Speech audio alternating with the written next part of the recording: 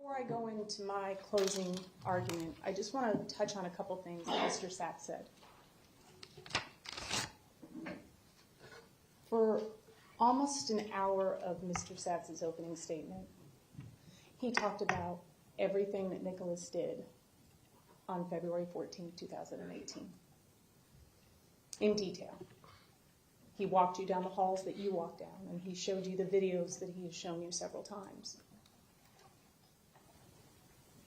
And that day, Nikolas did exactly what he said he was going to do. And we have never said that he didn't do that. He has never said that he didn't do that. What he did has never been in dispute. This phase of the trial, of the proceedings, is not about accountability. Because when Nikolas pled on October 20th, 2021, he was found accountable. The decision that has to be made by each of you individually is how he should be punished. Nikolas knew the difference between right and wrong that day. And he chose wrong.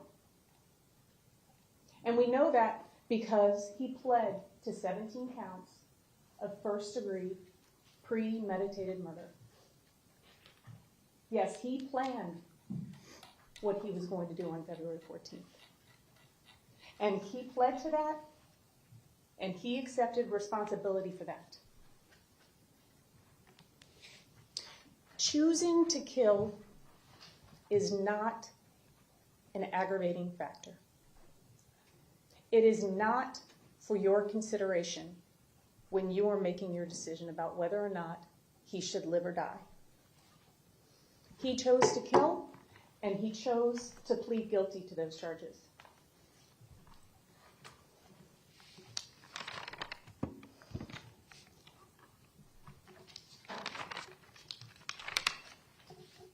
Mr. Satz also spoke about the drug screens that Brenda took. And one that seems to be particularly important is the drug screen that was done from the meconium. And we call Dr. Scully, seems like forever ago, but she was the pharmacologist. That's the only thing that Dr. Scully does. And she reviewed all those records, and what did she tell us? She told us that she literally contacted the lab, went over the drug screen form, talked about the test that was actually administered, and what did the lab tell her? That it wasn't a sensitive test. The state also told you that Brenda passed every single drug test. Well, we know she passed the first drug test, which put her on notice that every time she went to the doctor, appointments that she scheduled, she would be drug tested. So what do we know? For 4 months, Brenda didn't go back to the doctor. She was off the grid. She was roaming the streets. She was selling her body. She was smoking crack, and she was drinking alcohol. And then eventually she gets placed on probation, so we know probation does some testing. We don't have any results from probation. Those records no longer exist. So we really don't know if she tested positive when she went to probation twice. Another important fact about that meconium that Mr. Satz spoke about is that it was actually collected 22 hours after Nikolas was born. And we know from the testimony of Mrs. Scully, Dr. Scully, that if there's drugs or alcohol, it isn't necessarily evenly distributed throughout the fluid. Was she smoking crack? How long was she smoking crack? You get to make that decision. Who do you believe? But what we do know with 100% certainty is that not one of those tests that Brenda took ever tested for alcohol.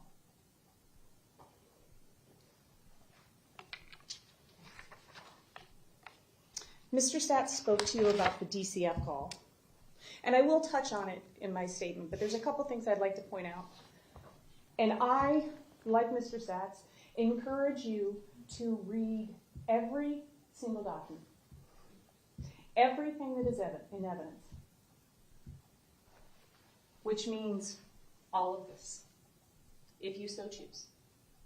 And if there's a particular document, excuse me, that an attorney referenced, or a witness referenced, or a doctor believed was important in forming their opinion, you can ask us for that, and we can pull it for you.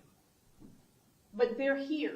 This is Nikolas's life, if you want to read anything. And I encourage you, and I'll point out a couple things, just like Mr. Satz did with the DCF report.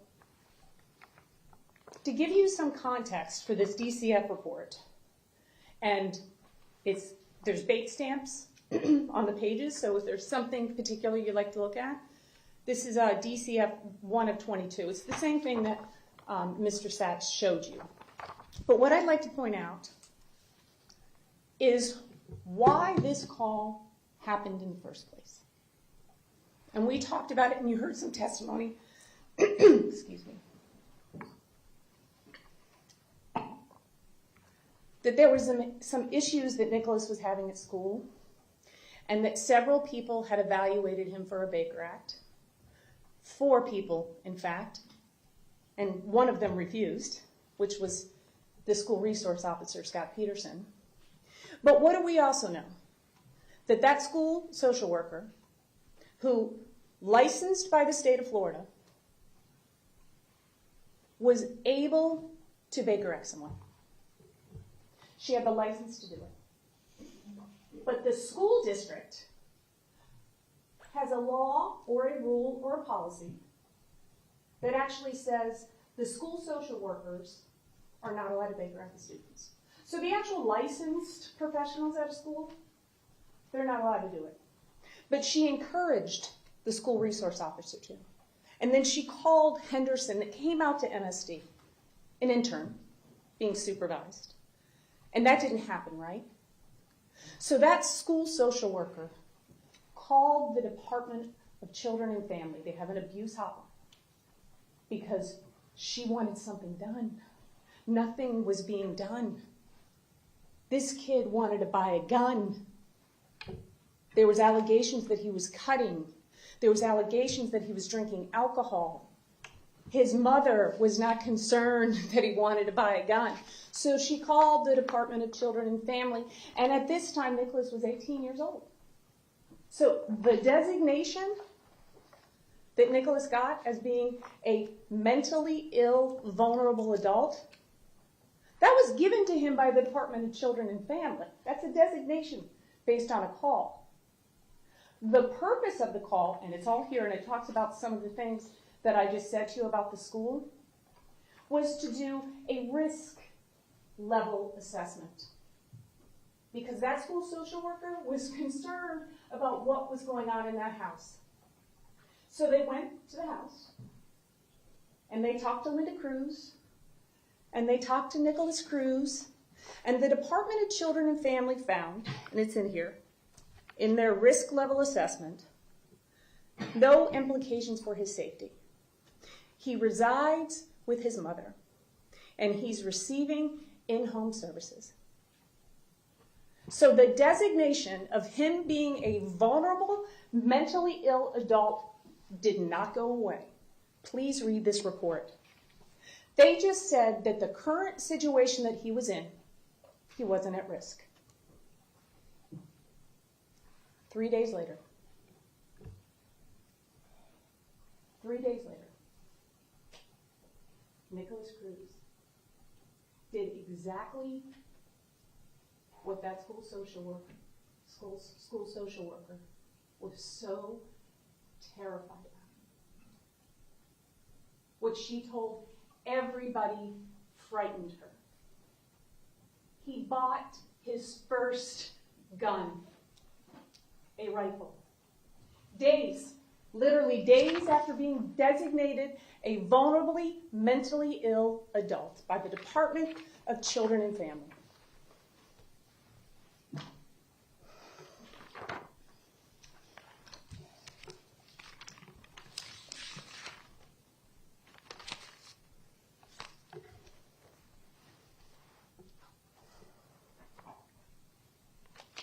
You know,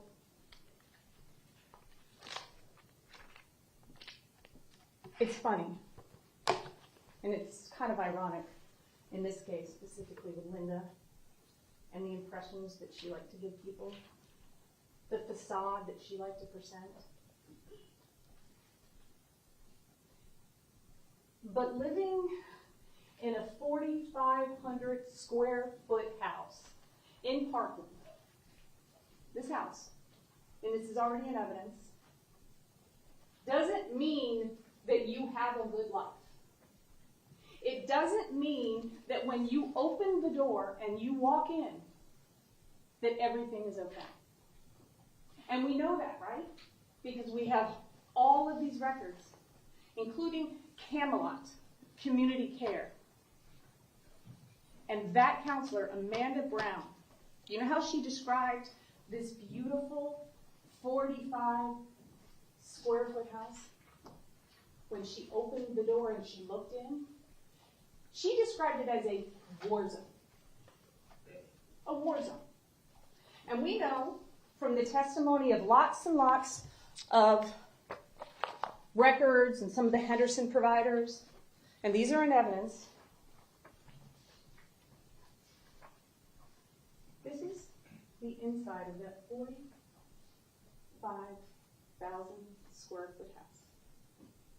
And you have these pictures, so when you get closer, you'll see that Linda has patched all the holes in the house that Zachary and Nikolas punched. Not a lot of furniture, right? Kids destroyed all that. When you get this photo, you can look closer that they had Berber carpet. And the records tell you that both Zach and Nikolas unwound the carpet, so she just left concrete. We know that Steve Sinkoff in his record said that I had to take her to Faith Farm to try and get her some furniture. Broken glass doors. And this one is particularly interesting. This is the photograph of Nikolas's and Zachary's bathroom. And when you get this photo, and you're able to see it up close, you'll see that right across from the toilet are patched marks, right? And you will know, if you review the Henderson records in episode 2, that this was one of the things that his therapist, Jared Benningfield, tried to work on with Nikolas, because he would get so frustrated, he would sit on the toilet with a knife and just strike through the drywall.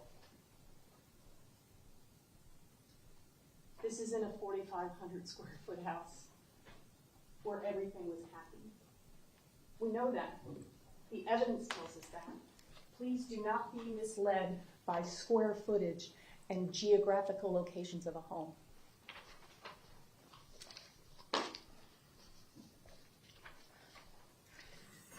I want to tell you that I'm going to be up here a while. And I'm sure that every single one of you understands the tremendous responsibility that not only the state has, but that myself and the other members of the defense team have. So if you need to stop to go to the bathroom, or if you're just tired of hearing my voice, and you wouldn't be the first one, just tell the judge. Because I don't want you to sit here if you have to use the restroom, or if you need to get up and stretch. Because the things that I want to tell you are really, really important. And I know that each one of you wants to be present, not only physically, but mentally.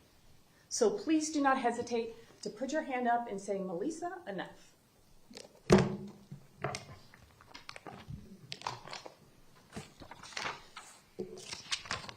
And I don't have my whole opening memorized.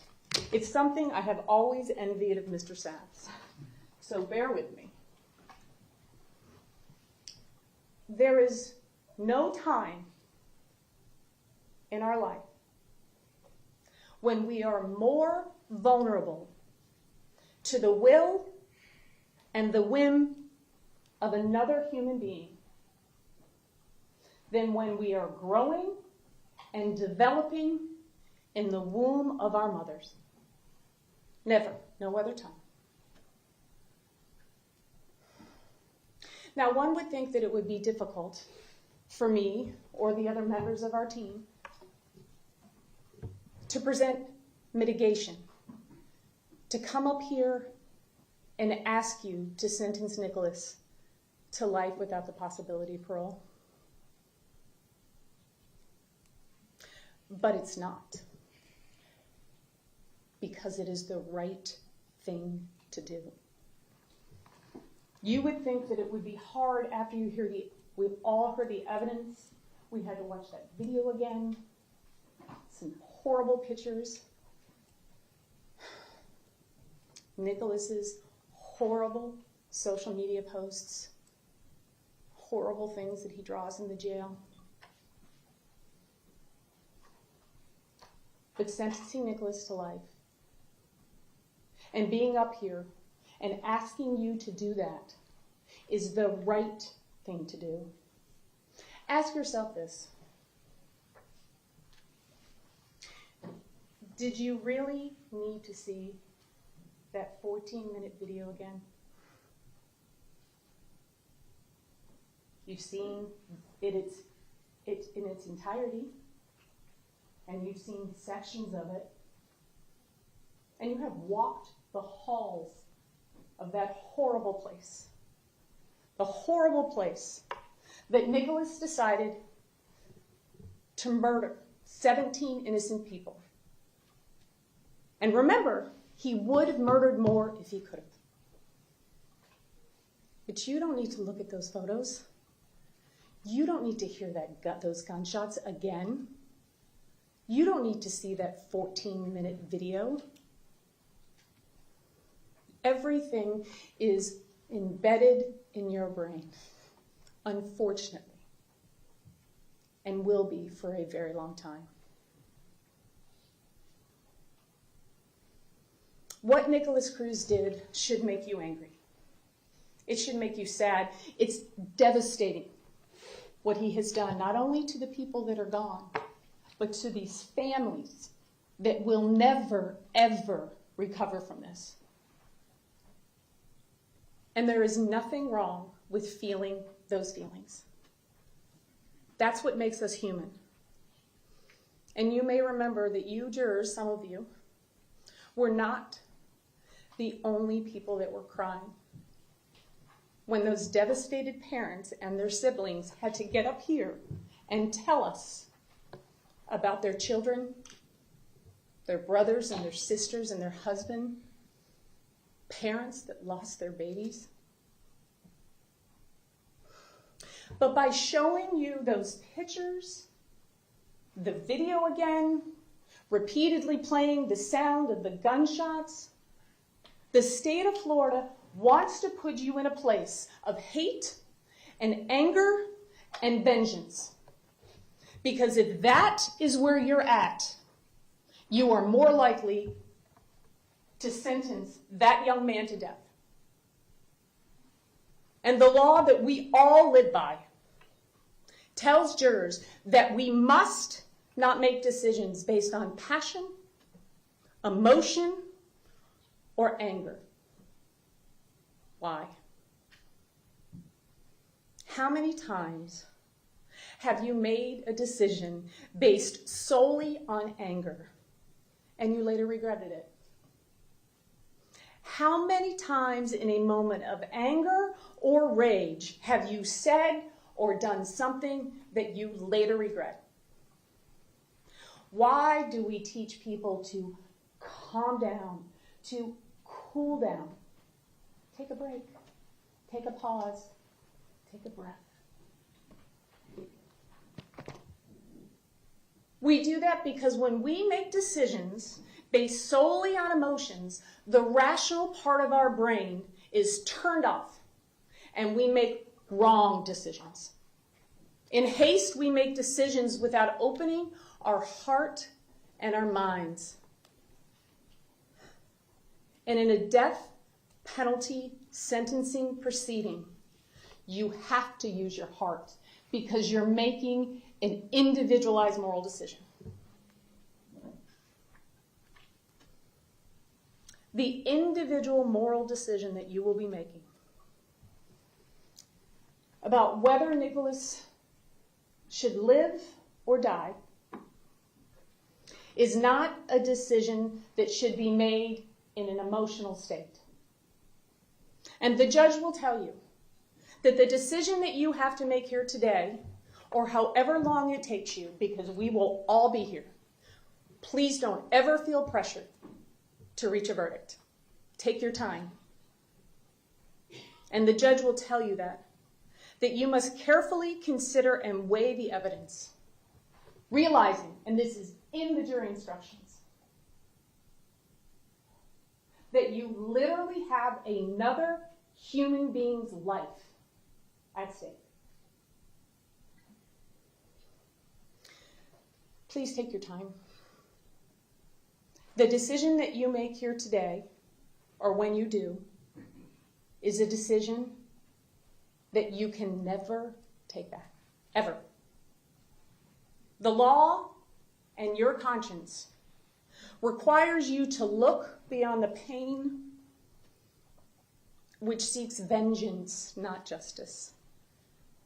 Your struggle to raise yourself above revenge and sympathy will be difficult because you're human beings and you have heard horrible things. But it's a struggle that you knowingly undertook. We told you this wouldn't be easy. You knew this wouldn't be easy. It shouldn't be easy. But it's the oath that you took, and it's the promise that you made. And we know that each and every one of you will keep your oath and honor your promise.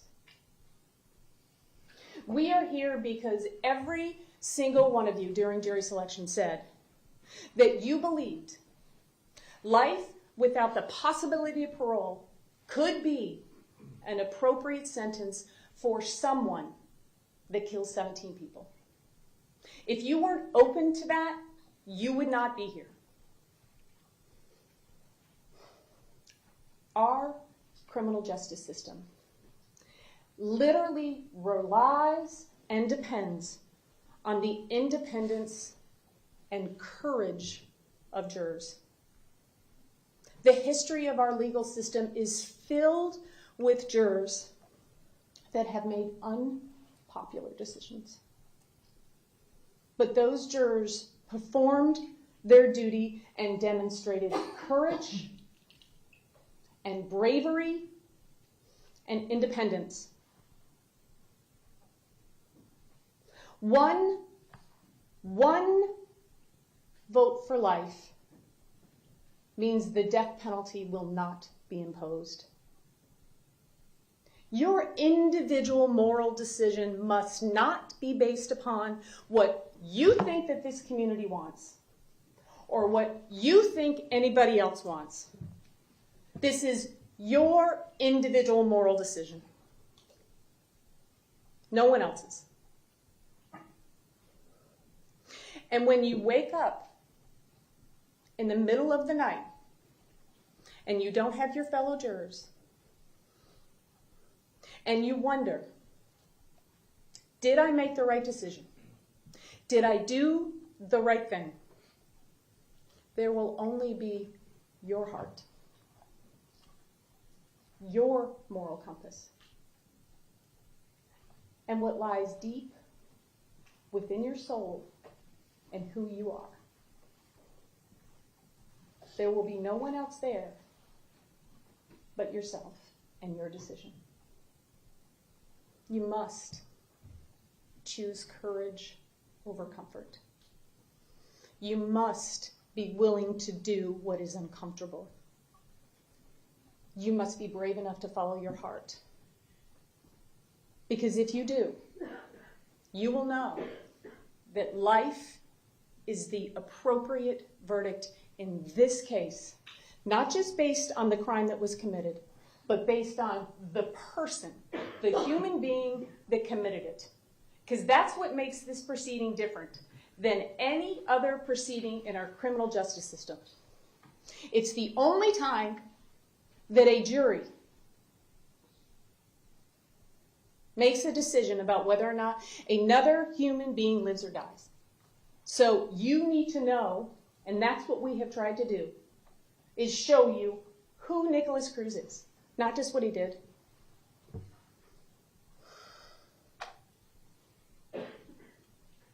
But whatever your individual moral decision is, whatever your compass, your heart, your soul tells you to do, you must respect your fellow jurors and their decision. And I have no doubt that you will, because you all said that you would when we talked to you in jury selection. And if you wouldn't be here. Even if you disagree, you have to respect their decision. Not only does the state of Florida want you to make a decision based on anger and revenge and hate, they have done everything they can to dehumanize Nikolas Jacob Cruz. They don't even call him by his name. What they have done is slapped on a label that says that he only has a personality disorder. And we told you in our opening statement that we don't disagree with that. Check, check, check. But that doesn't describe all of Nikolas's behavior. But if you just slap a label on somebody that has a personality disorder, they're antisocial, their character, their person is flawed, it's a whole lot easier to kill them because you don't see them as a human being. You're just reducing Nikolas to his worst act. It's easier to call somebody antisocial or borderline personality disorders than to accept what Nikolas Cruz really is. A broken, brain-damaged, mentally ill young man. And if we say that Nikolas is only antisocial or borderline personality disorder, then it's a Nikolas Cruz problem. But if we recognize what he really is, that damaged, brain-damaged, broken, mentally ill person, it becomes a human issue. And every human life has value. We are not saying that Nikolas doesn't have a personality disorder. We never have. What we are saying is that he also has FASD. He has both. And that is what the evidence has supported.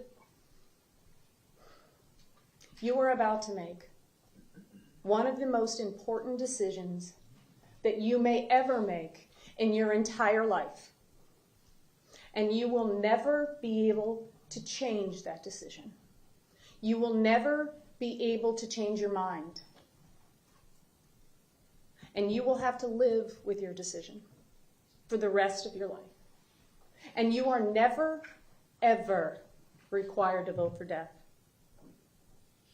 You can base your decision, your vote for life, on anything, just like Mr. Satz said. And you don't have to explain it. You don't have to justify it. and you don't have to defend it because it's your individual moral decision. And at some point, we have to realize that brain damaged and mentally ill people are not going anywhere. And that we cannot ignore them or disregard them. At some point, we have to realize that there are women who will continue to abuse alcohol, do drugs, live a risky lifestyle while they are pregnant, do not get proper prenatal care, and that they damage their babies that are growing in their belly. And they damage the brain of the baby that is growing in their belly. There will be more Nikolas Cruzes because there will be more women that drink alcohol when they're pregnant, that poison their baby. But like Dr. Jones told us, we must remove the stigma that is associated with this disorder. We must get those kids the proper diagnosis, the number one thing he said that they need. And we must give those kids the services that they deserve for them and for all of us.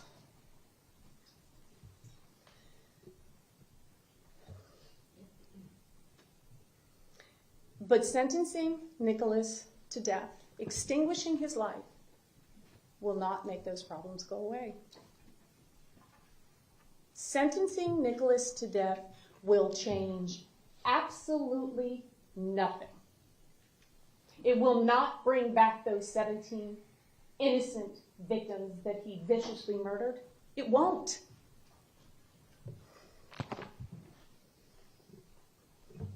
You now know that Nikolas is a brain-damaged, broken, mentally ill person through no fault of his own.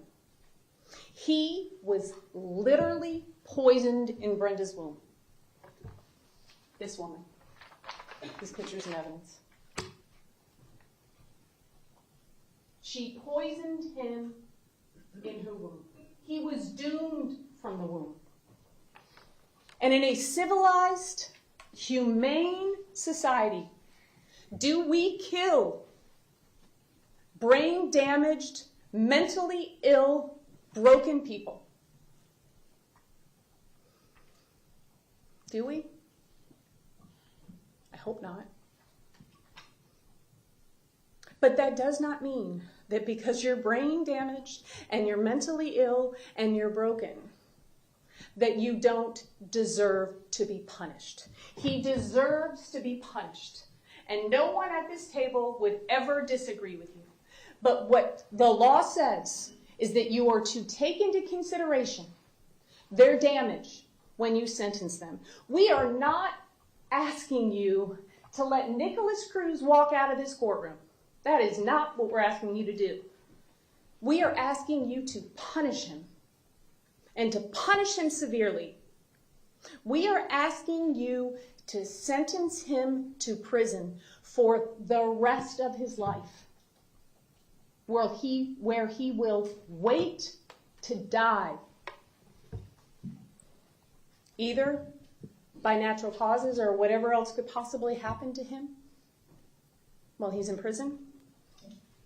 He will never get out. Never. He will never walk a free step again.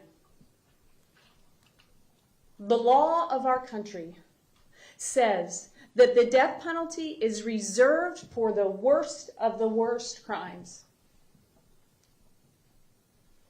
committed by the worst of the worst offenders. The worst of the worst offenders are never people that are mentally ill and brain damaged through no fault of their own. They're just not. What did Nikolas not have control over? He did not have control over who his biological mother was. He had no control over how he was conceived. He had no control over how much Colt 45 that Brenda drank when he was growing in her belly. He had no control over how much Cisco, and we now know because of Dr. Scully, that one bottle is the equivalent of 5 shots of vodka while he was growing in her belly. He had no control over Brenda being arrested for possession of cocaine when he was growing in her belly. He had no control over the chaotic environment that she was living in for most of her pregnancy, on the streets, having sex for money and drugs, where her number one priority was not prenatal care, but it was her addiction. Nikolas had no control over the crack that Brenda smoked while he was growing in her belly. And he had no control over the amount of cigarettes that she smoked when he was in her belly. Is that factor in and of itself, as Mr. Satz said, a reason for life? No. But if you take it all in its totality, it talks and shows you about a woman who was not taking care of the baby that was growing in her belly. We cannot allow ourselves to be disconnected from the most vulnerable people in our society, the broken and brain damaged, the mentally ill. How we treat those people says more about who we are as a society, more about who you are as a human being than anything else. What is Nikolas's fault? What he pled to. And just like I told you in the very beginning when I stood up, we're not here to decide guilt and innocence. That's done. And for today, for 1,700 days, we, the defense, have held Nikolas Cruz's life in our hands. And we have done everything that we could possibly do to uncover and to examine and to tell you Nikolas's life story and the lives of those that shaped his. We did that just like I told you in my opening, so that you would have reasons to vote for life. And while we, the defense, were literally spending every waking moment examining every aspect of Nikolas's life and the lives of the people that shaped him, the state of Florida was spending the same amount of time trying to do everything that they could to show you and to prove to you that executing Nikolas is the only way that justice can be served in this case. And they could not be more wrong. To take a life when a life has been lost is revenge, not justice. That's what Desmond Tutu told us. We can have sadness, heartbreak, without hate. We can have fear, because fear and anger makes us vindictive. It makes us unjust. It makes us unfair. And vengeance has no place in a civilized society. Punishment without understanding is not justice. We can give mercy to the very people that deserve it the least. Mercy is not earned, it's not deserved. It is something that is bestowed upon someone. And you give it because it's the right thing to do. Mercy is what makes us civilized. Mercy is what puts an end to violence. Giving mercy to Nikolas will say more about who you are than it will ever say about him. Holding the weight of another person's life in your hand is a tremendous responsibility. I know that. We know that. And upon conclusion of my closing argument,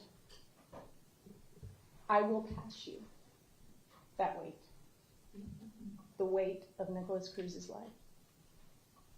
For the time has now come where you must make a decision, your own individual moral decision about whether Nikolas Cruz should live or die. And you are never, and I say it so many times, I cannot say it enough, you are never required to vote for death. And to make that decision, you must get close. You have to look into the soul of another person. Look at their entire life, not just what they did, but who they are in order to make that decision. And that's what each of you promised that you would do. Every one of you said that you could look past Nikolas's crime and punish the person, not the crime.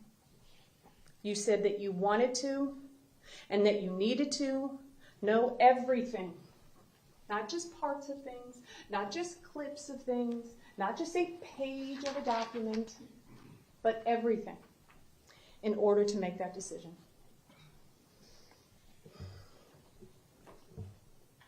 What we now have that we never had before, what Dr. Jones says that kids like Nikolas so desperately need, is a diagnosis, a proper diagnosis. You now know that Nikolas is mentally ill and has neurodevelopmental disorder associated with prenatal alcohol exposure. And how do you know that? Because we showed you that.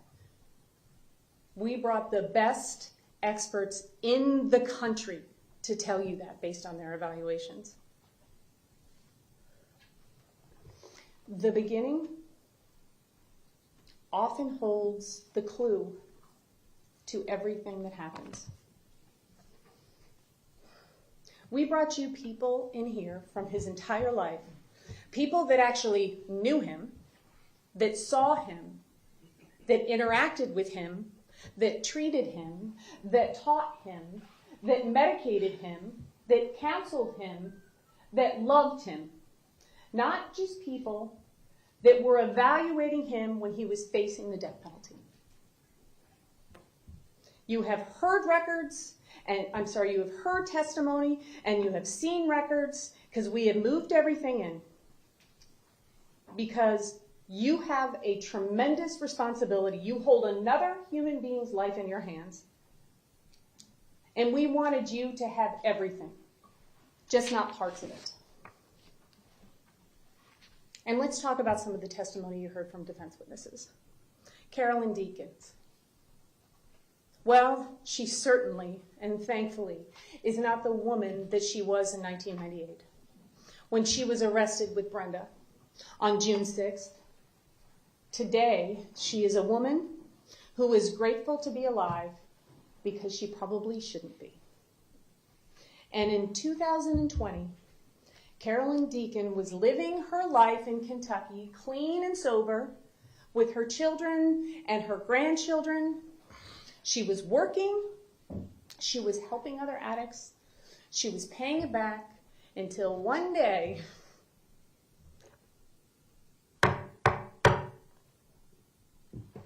Miss O'Shea and I knocked on her door. And we asked her to relive the most traumatic and painful part of her life, a part that most of her family didn't even know about. Most of her friends didn't know about, but she had never even heard Nikolas Cruz's name before, and she certainly hadn't heard Brenda Woodard's in 22 years.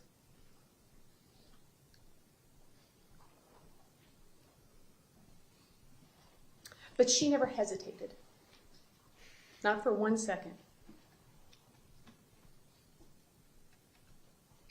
You get to determine and weigh the credibility of witnesses. And the judge will tell you that one way that you can do that, to determine if you believe what people are saying to you, is whether the evidence is supported by other evidence or by other testimony. Carolyn Deacon is a woman who, for the first time in 24 years, after vowing never to step foot in Broward County again, because it was too painful, there were too many memories, came in here and testified not only before you, but the entire world about how she was a crack-addicted prostitute.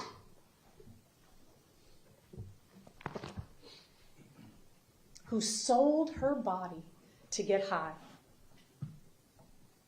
You decide whether or not you believe the things that Carolyn Deacon's told you. And whether or not she's resentful towards Brenda Woodard. Do you know why she came in here and testified? Because everything she said is the truth. And because it was the right thing to do. And in my opening statement, I told you what I believed the evidence would show you. But now we know what the evidence showed you. That Carolyn and Brenda were homeless, drug-addicted alcoholics who walked the streets of US 1. And although, and Carolyn did tell us this. She told us what they smoked, how much they smoked, what they drank, how much they drank. They filled up those big gulp cups. All the prostitutes did. Remember her telling us that? And although they may not have hung out every day from March until the date of their arrest, we know from Carolyn's testimony that they had the same job and that they worked the same streets. And Miss Deacon actually told you that she would see Brenda on the streets and they would go behind a building and they would do a hit of crack and they would slam a couple beers and then they would go back to work. And as we get closer to the time of that arrest, they were together every single day. And how do we know that? Because the Cruzes were paying for the efficiency that Brenda was living in on that dirty mattress they had pulled inside. Carolyn told you all of the things that they were doing, both knowing that inside Brenda Woodard's belly was that baby. But you see, by that time, Brenda's addiction was so out of control that the drugs and the alcohol were more important to her than the baby that was growing inside of her. And on June 6, 1998, after she had gotten off of work and Brenda had just boosted some steaks, they stopped and got a 12-pack of beer, and they went to the drug dealer and got 5 crack rocks. And Carolyn told you what they were going to do that night. They were fixing to get good and high. And we all know what actually happened. You saw the police report. Dr. Scott was very clear to point out that Brenda had a 0% alcohol. And this isn't evidence, so I don't expect you to strain. But you know what else is interesting on this booking sheet? That 6 months pregnant, Brenda weighed 145 pounds. And when you go back to those adoption records in March, and you look at how much she weighed then, she weighed 140 pounds. What else is interesting that wasn't mentioned when Dr. Scott testified is that the police officer in his report said that he saw Brenda pass the drug dealer the money. And the drug dealer passed Brenda the crack. What else did Dr. Scott not tell us until he was cross-examined by Mrs. Curtis? That there was beer in the car. So they weren't drinking yet.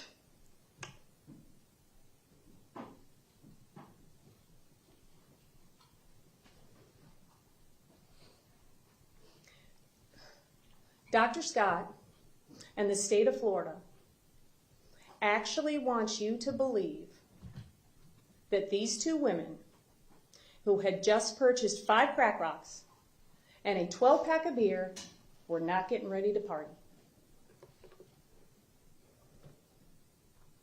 And another thing that Dr. Scott didn't tell you on direct examination, because it would be inconsistent with his concern about the amount of alcohol that Brenda drank. 5.5 weeks, maybe 3 beers. But on cross-examination, Mrs. Curtis,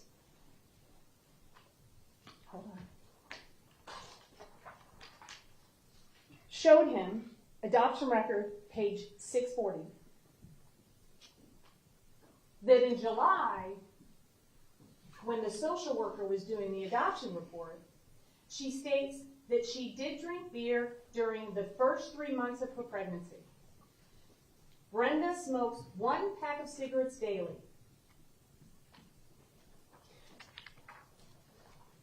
You get to decide and evaluate the credibility of all of the witnesses.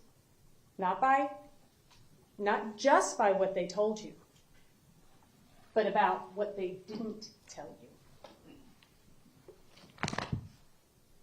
I also want you to know something. We've all been here for a really long time. I don't remember what every single witness said.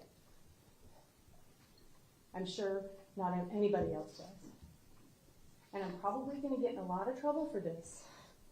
But Miss Bailey has been here the entire time, and she has typed down every single word that every witness has said during this entire trial. So if you have a question about the testimony that you heard or the words that came out of a witness's mouth, you can send a note and you can say, I would like a readback of the testimony of this witness or that witness.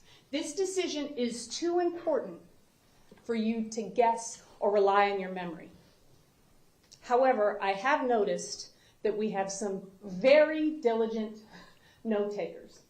But I just want you to know that that is available for you. And when we talk about Daniel Woodard, Daniel Woodard didn't even know that Nikolas Cruz was her brother when Miss O'Shea went to the prison that she was at 3 years ago. But that very first visit, she said, I will do whatever I can do. Not because 3 years later, the brother that she just found out that she had, Zachary, was paying for her lawyer. You decide if she's credible. But what does Danielle help us understand about the choices that Brenda made when Nikolas was growing inside her belly? Her level of detail and memory is very impressive, in my opinion. She remembers that it was the summer before her 6th grade and that she was 11 years old. And she remembers Brenda picking her up. They drove to a gas station right across the street from a women's shelter right here in Broward called Women in Distress. And she remembers how Brenda got out of the car, went inside, came back out with a bottle of Cisco in a brown paper bag and a cigarette in her mouth.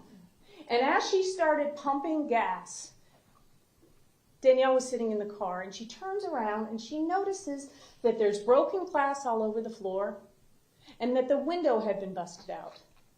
And the next thing she notices is that it looks like Brenda has a baby bump.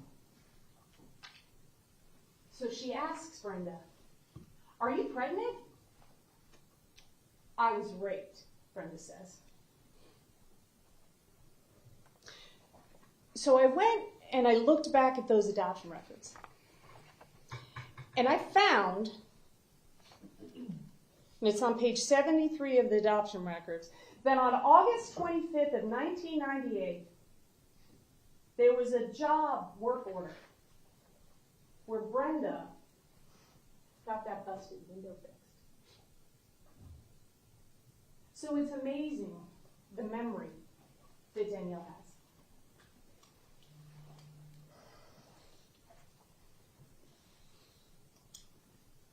That's what trauma does. It makes some things impossible to remember or forget. And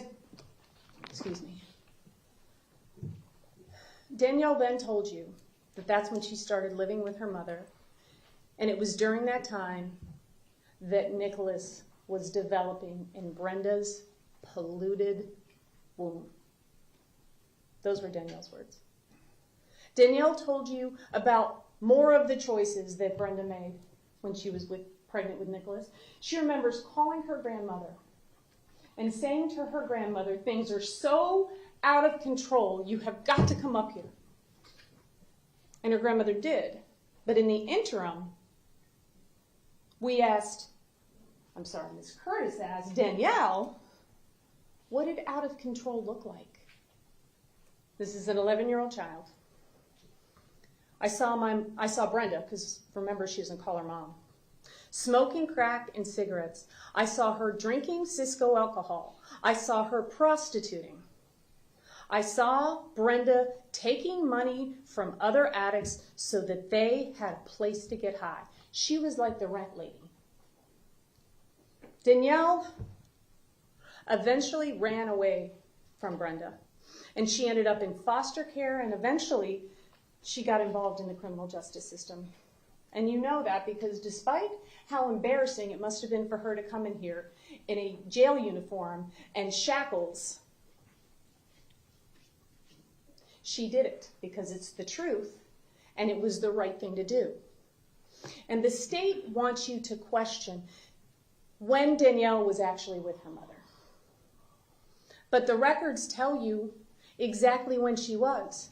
I showed you the work form, so we know August. But we also have that same adoption report that was written in July, and it's in evidence, that the social worker did this evaluation, and she said, Brenda discussed that she has a daughter, Danielle, age 11, who has resided most of her life with Brenda's mother. But Danielle was present during the interview. So we now know that Danielle was with her mother in July and August. So when you are weighing her credibility, please take those things into consideration.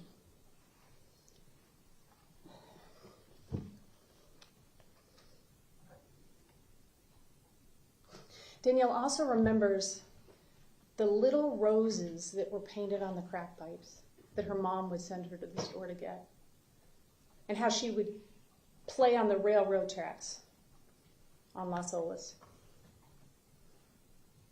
Danielle believed with all of her heart that Nikolas was going to get all the things she didn't get.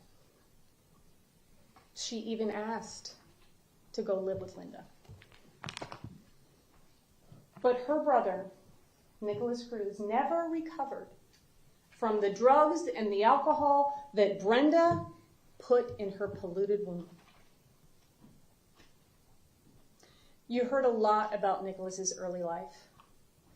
And we know how happy Linda and Roger were to have a baby.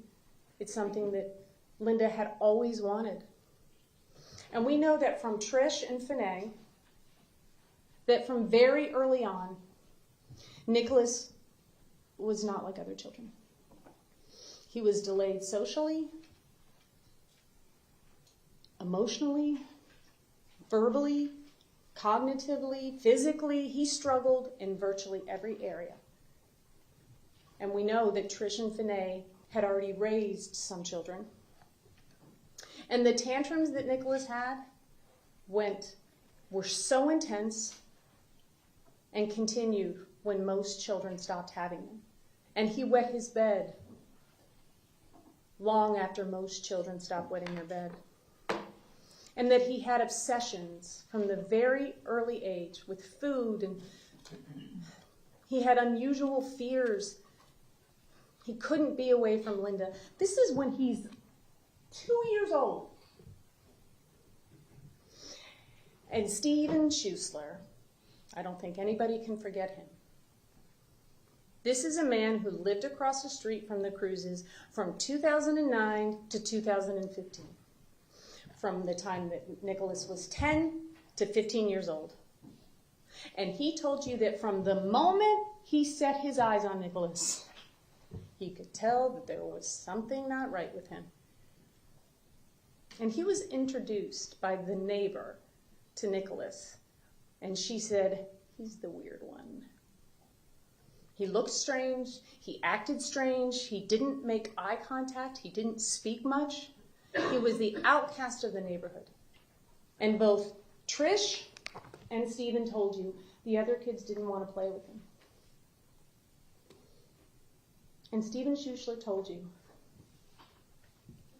that he was working on his motorcycle in his driveway, and he heard loud, screaming noise.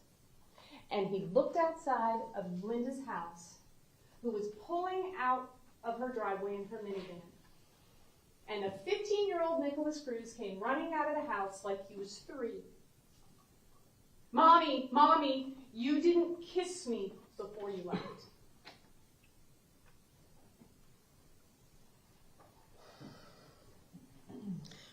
Why did Trish and Finney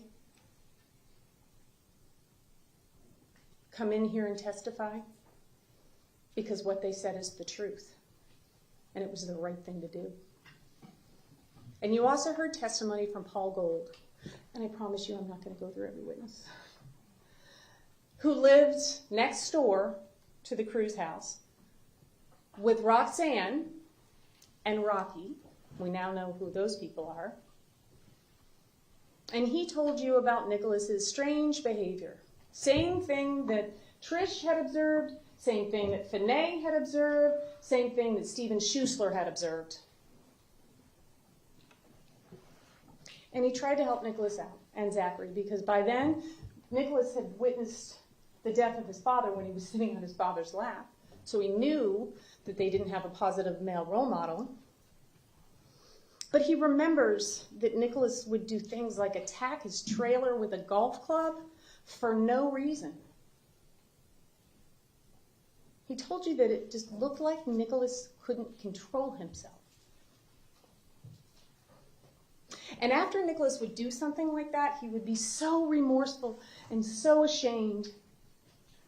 And Paul told you, because he has his own children, that it looked like Nikolas had some developmental delays, problems socializing with other kids.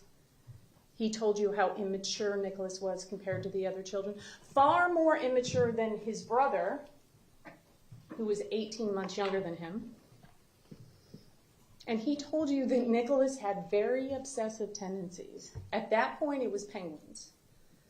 And he told you that he actually saw, just like Finney did, and just like Steve Schuessler did, and just like Trish did, they actually saw Zachary bullying Nikolas, along with the other kids in the neighborhood.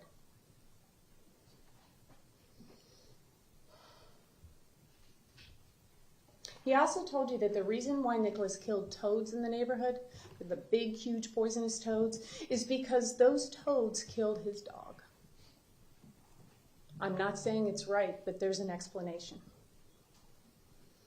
And what did Paul tell you about Linda's drinking? We've never called her an alcoholic, but he did tell you that as time went on, she started drinking more in that house that's been described as a war zone. Why did he come in here and tell you that? Because it's the truth, and because it's the right thing to do. And what did Stephen Schuessler also tell us? And I can't believe I almost forgot to say this. But he said that boy didn't go bad. He was never right. The state of Florida tried to discredit Paul Gold, saying that he was trying to benefit from the murder of 17 people, trying to convince Nikolas to do something to make some money, but that's not true. What Paul did tell you is that after Nikolas did what he did, he started donating money to organizations, $17,000 at a time. And one organization that he picked was an organization to help young girls and women that were being sex trafficked. But what did you hear? You heard clips of a phone call. Not the whole phone call. Clips of the phone call. Wouldn't you have liked to have heard all of that conversation? To put it in context? We know Trish and Linda went back and forth about the help that she said Nikolas needed. But we know eventually, upon Roger's insistence, they took Nikolas to his first psychiatrist when he was 3.5 years old, Dr. Musil. And his records are here.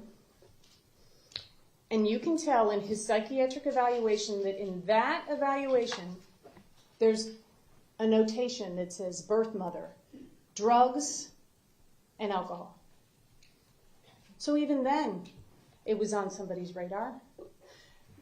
And he gave recommendations to Linda. He told Linda to come back, but Linda never went back.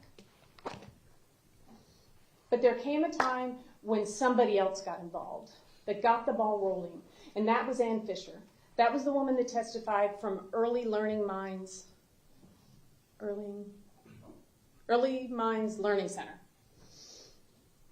And she said that she knew right away that there was something not right with Nikolas, and that he needed to be somewhere else, that he needed more support, and that he needed more services. And this was a conversation that we know from the evidence that many people had throughout his life.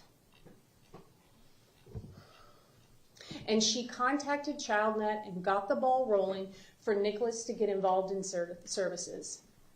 And you can rely on your own memory about the things that Ann Fisher told you about Nikolas as a child. He was removed from that preschool. Well, actually, he got kicked out, remember? And he began his special education.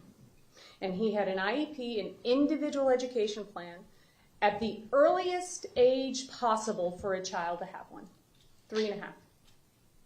Until 2016, when this brain-damaged, mentally ill, broken child, who 5 weeks before had been designated a vulnerable, mentally ill adult by the Department of Children and Family, revoked his ESC services.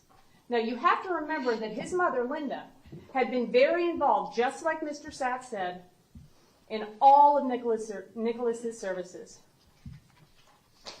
She wasn't even invited to the meeting. So Nikolas made that decision. And in the school records, SR 1618, and you'll pull it, is a typed note, not with Marjory Stoneman Douglas letterhead, not the document that's supposed to be filled out from the Department of Education when someone revokes their ESC services, but a typewritten note. And to this day, we have no idea who typed it. And Nikolas's notes, his name, he scribbled. When Nikolas got rid of his services, he didn't stop needing them. He didn't stop being brain damaged or learning impaired. He didn't stop having a receptive and expressive language disorder. He didn't stop having a mental illness, but all of those services stopped. And one other very important thing also stopped, his medication. And we know from the testimony that you heard and the records that you have seen and that you can see that Nikolas has consistently struggled academically through his entire life. His entire life. And there is not one single teacher or educational provider that the state of Florida could have brought in here to tell you anything different. Not one. And on May 10th, 2004, before Nikolas was designated to go into the cluster at Coral Springs Elementary, he had an evaluation by a school psychologist. And you can read that evaluation. But what I want to tell you that's probably the most important thing that Dr. Hoppe did in that evaluation is she recommended that this 5-year-old child get a psychiatric evaluation so that he could be properly diagnosed, they could properly determine the services that he needed in school, the interventions that he needed in school, what instructional programs, services, and accommodations would help Nikolas. Dr. Hoppe was doing her job. But you know what? The Broward School District was not. Because this specific psychiatric evaluation that this school psychologist recommended, that she believed that Nikolas Cruz needed, never happened. And we know that he saw Dr. Karp, that he saw Dr. Negan, they're psychiatrists, but they were not providing the psychiatric evaluation that Dr. Hoppe recommended. So you have to wonder, if things would have been different for Nikolas, if he had started getting the services that everyone knew that he needed when he was in elementary school. Because you know what school offers those types of services for a child that's in kindergarten? Cross Creek. But he didn't get those services then, because he never got that psychiatric evaluation. Let's talk a little bit about that upward trajectory that Dr. Scott referred to, that he wants you to believe is proof that Nikolas does not have FASD, that he just has a personality disorder. Dr. Scott told you that about Nikolas's experience at Coral Springs Elementary. And he agreed, I think everybody agrees, that the best environment for Nikolas was a highly structured one with specialized instruction, specialized trained teachers, one-on-one. Probably why he did so well when he was with his psychologists for treatment, or Dr. Scott and Dr. Denny, because he was getting that type of interaction.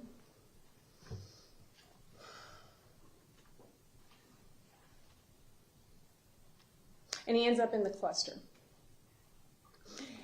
And Dr. Scott tells you that in kindergarten he was retained. They could have promoted him, but they didn't because mom and the school wanted him to mature. And then he continued to talk about how well Nikolas did at Coral Springs. But what he didn't tell you until he was questioned by Miss Curtis was that Nikolas received a good cause promotion from 1st to 2nd grade. And that good cause promotion does not mean that he was doing good. It means that he could not be retained because he was a special needs student and it would be illegal for them to do it again. What else did Dr. Scott not tell you? He did not tell you that Nikolas did not meet the criteria for promotion from 3rd to 4th grade, but they promoted him because he got a 2 out of a 5 on the FCATs. He didn't tell you that. And he also didn't tell you that from 4th to 5th grade, Nikolas received another good cause promotion. So let's talk about that academic trajectory that he says Nikolas was on. Why didn't he tell you those things? Because being retained or receiving a good cause promotion doesn't support his theory that Nikolas was on an upwards trajectory and that he didn't continue to have academic struggles like children with FASD do. And we know on cross-examination when Ms. Curtis actually showed him that standardized testing that he said Nikolas did so well on, that he had to admit that those scores indicated that Nikolas had either little success or limited success. He wasn't progressing academically. And I just want to remind you of a few things that John Newnham and Lynn Rodriguez told you. They told you that Linda lacked the foundation of parenting, that she didn't utilize the services that they gave her, that she was overwhelmed and had a lack of support. And they told you that the entire time that Nikolas was at Coral Springs Elementary, that he was anxious, that he was fearful, and that he was nervous, and that he worried a lot, and that he looked at the 4, and he wasn't responsive to communication, and that he would apologize over and over again, even when he didn't need to. And they told you that Nikolas had obsessive compulsive tendencies like clock watching, consistently worrying about missing the bus, a bus that he never missed. He was worried his mother wouldn't pick him up. He asked the same questions over and over and over again, and he was skin picking.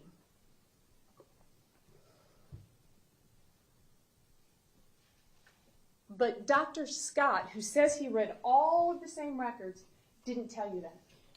Because if he did, then he also wouldn't be able to say that Nikolas was just anxious in 3rd grade. So he doesn't have FASD. Dr. Scott and Dr. Denny didn't even want to talk to Nikolas about the fact that he watched his father die or his mother die. And we now know that Nikolas was sexually abused, but traumatic life experiences were not even included in their evaluation. Not even a consideration. But Dr. Denny on cross-examination did admit when Mr. Secor asked him that those events were traumatic and that they would have an impact on a child. Every provider at Coral Springs Elementary believed that Nikolas's bad behavior was the result of his emotional and behavioral disability. And the state of Florida could not bring in one witness that told you otherwise. And when Nikolas left Coral Springs Elementary and went to West Glades, he still had the same designation. He still had the same eligibility. But what changed? He was no longer in the cluster. He was no longer receiving special education because special instruction, that one-on-one he was getting, because they don't do that in middle school. And we also know that he continued to have that expressive and receptive language disorder that Dr. Scott and Dr. Denny told you he grew out of. How do we know that he still had that? Because we brought in Dr. Shamika Stanford. She is the leading forensic expert on speech and language pathology, and it's the only thing she does. She specializes in it. And what did she tell you? Rely on your memory about the impact that a receptive and expressive language disorder has on a child. But what she also told you, that it's a disorder that never goes away. But that's not consistent with a child that just has a personality disorder. But it is consistent with FASD. And why didn't the state of Florida bring in their own expert in speech and language pathology to tell you that Nikolas outgrew that disorder? Because there is no expert that would come in here and testify to that.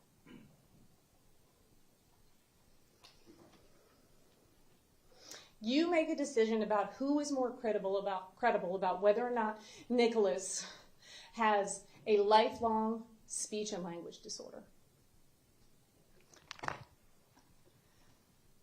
Let's talk about the principal from Westglades, Mr. Jack Vesey. This is a man that had dedicated his entire life to education, 35 years. He was the principal when Nick was there. He's now retired. He's a guardian ad litem, which is a program they have here in the court system. And he works with 2 kids who were prenatally exposed to alcohol. And he told you that they act very similar and have the very similar behaviors and disabilities that Nikolas does. He also told you that he taught at a behavioral center. And that's where kids go when their behavior is not a manifestation of their mental illness. That is not where Nikolas went. He went to Cross Creek, which is where children go whose behavior is a manifestation of their mental illness. And what did Mr. Vesey tell you, and also Jessica Clark, his family counselor, the entire time that he was at Westglades? They both told you that from the very beginning, and you can look at Jessica Clark's progress notes, September of his 6th grade year, September, we start school in August, that he struggled academically. He was struggling in math and language arts. And coincidentally, math is the area that children with FASD struggle with the most. And she also tells you how he doesn't understand things. He doesn't like one of his classes because they're introducing measurements, and he doesn't get it. So please read Jessica Clark's notes. This is the same time that Ms. Nast made that comment about the only thing that Nikolas wanted to do was set fires, I think, and kill people. That doesn't tell his whole story. So what is important from Mr. Vesey and Jessica Clark is that the struggles that Nikolas was having started in 6th grade, not in 8th grade. The records support that.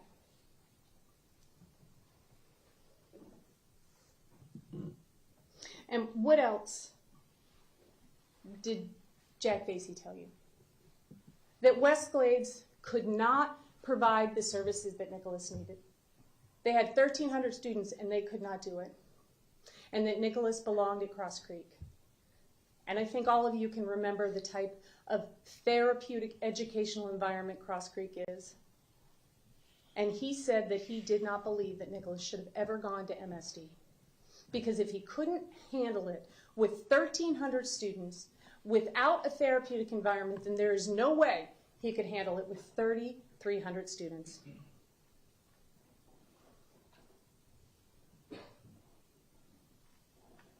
The judge will tell you that it is perfectly fine for a lawyer to talk to a witness. She will give you that instruction.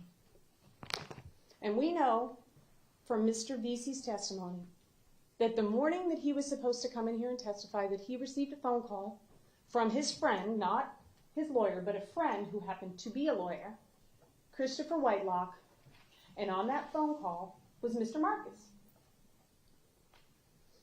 And you heard how that phone call made Jack Vesey feel. And this is directly from his testimony.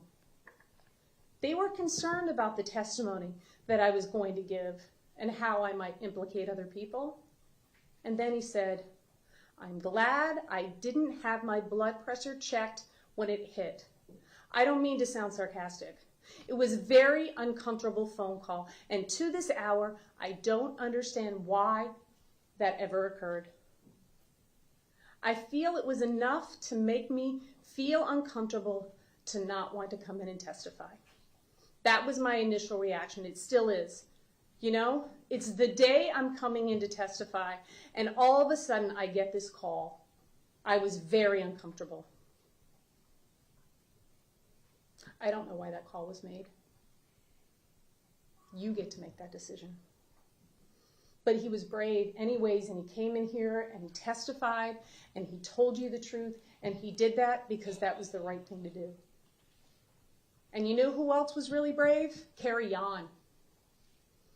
She was brave, and she was persistent, and you know how terrified she was of Nikolas Cruz. She told you that she would drive to work and her stomach would be sick, knowing that she was going to have him in her classroom. But she didn't want him expelled. She didn't want him suspended. She wanted him to get help. She knew that Westglades was not the place that he belonged. And she went to people, and some people helped, and other people said he has every right to be here.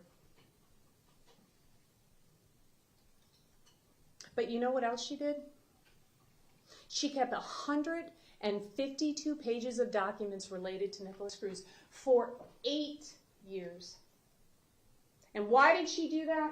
Because she was concerned that the copy she gave to the school would disappear. When we got the school records from the Broward County School District, we didn't get those records. We got those records from Carrie Yon. So it turns out that Carrie Yon was right, that records disappear.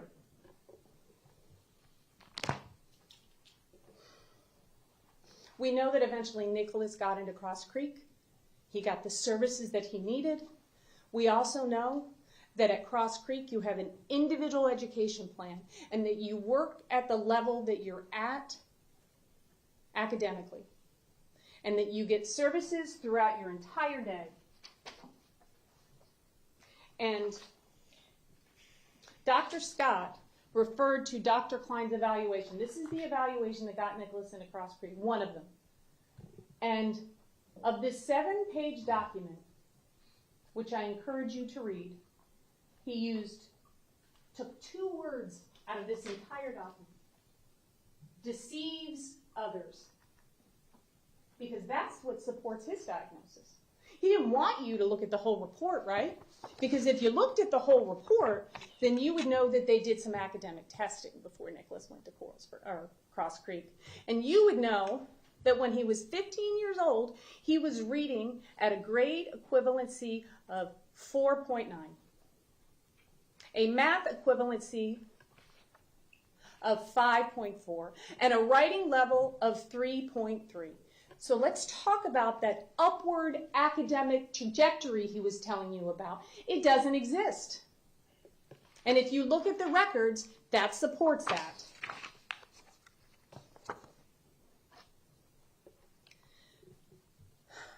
And you can also read the psychosocial evaluation that was done by Ms. Posey.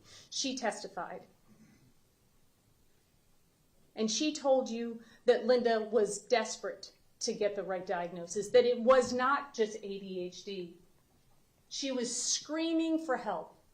And just like Mr. Satz said, she had been doing it for years. That's the level of frustration that Dr. Jones was telling you about when parents are up against the things that they have to face before they know that they have a child with FASD, and the importance of a proper diagnosis. And the state could not bring in one academic provider throughout his whole academic career to tell you that he didn't continue to struggle. Not one.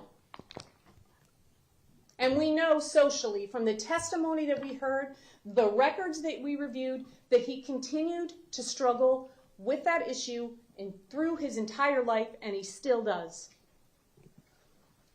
And the state of Florida could not bring in one witness that actually knew Nikolas, that grew up with Nikolas, that taught Nikolas, that provided him with services, to come in here and tell you that he was not socially impaired. A language disorder is a hallmark of FASD.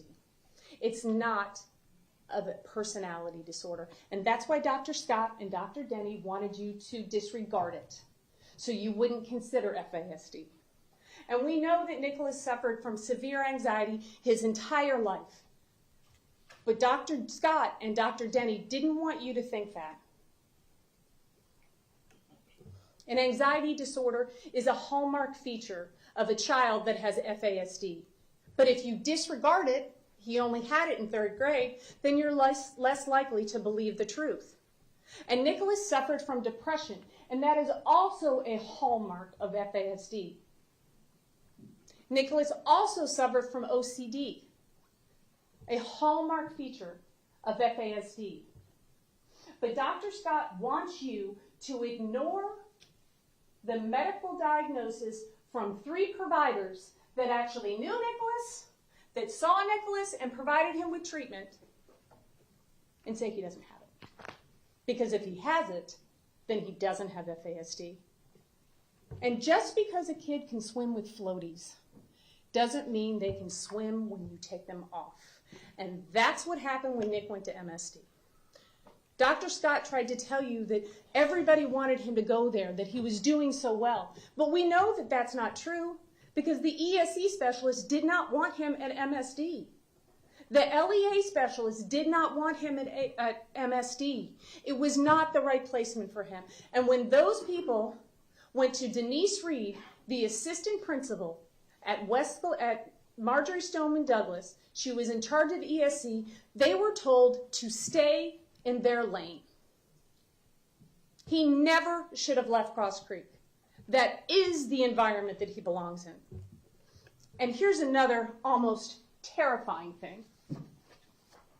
Dr. Ortiz, her progress note, psychiatrist from Cross Creek, wrote in her notes that because of Nikolas's fascination with the military and his fascination with guns, that junior ROTC was not recommended, not advised. And not only did Nikolas take the junior ROTC class, but he enrolled in marksmanship.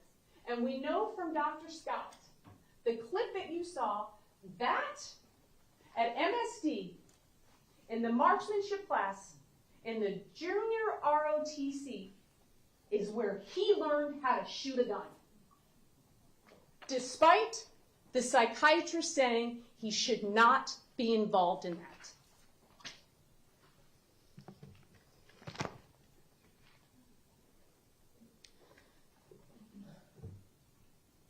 All of the evidence that you have heard and seen that is supported by the records. No, everybody told you that Linda never truly appreciated what was wrong with Nikolas. She loved Nikolas very much. And she loved Zachary very much.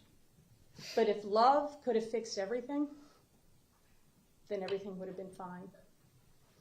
But the evidence has shown you that Linda consistently minimized, enabled, ignored, excused, defended, and ultimately lied to the very people that were trying to help Nikolas from what he needed the most. What Dr. Jones tells you is the most important thing, a proper diagnosis. And with a proper diagnosis of FASD, maybe Linda would have had the relief and the hope that Dr. Jones talked about, that parents get when they finally understand what is wrong with their child. She would have realized she was not a bad parent, and that Nikolas was not a bad kid, that he was a mentally ill, brain-damaged child. But Linda lived in the world that she had created in her 4,500 square foot house. It's a consistent theme throughout her life. And in that adoption report, if you choose to read it, there's a lot of information about Linda's life and where she grew up, how her mother abandoned her, a lot of the things that I told you in opening statement. And Linda's financial insecurity, the betrayal and abandonment that she felt from Roger, forced her to put locks on fridges, ration food from her children, kept the house thermostat at 80 degrees, and she would tell people that she didn't have any money to buy food for her children so people would bring groceries. And at the very same time, she had over $800,000 in the bank. It defies logic. But Linda wasn't thinking logically. She was an overwhelmed, lonely mother of 2 very difficult children. And every provider, Dr. Kravitz, Dr. Negan, you have the records from Dr. Dejani, all told you that Linda was not compliant with recommendations for treatment. She was not compliant with medication. And she would try and save money by not giving Nikolas the medication that he so desperately needed. And Dr. Negan made a recommendation that Nikolas should go into a residential treatment place, a facility. And we know from Steve Sinkoff that she didn't want to do that because she would lose his Social Security benefits and she couldn't survive. That's part of the shame and the stigma that Dr. Jones tells us about.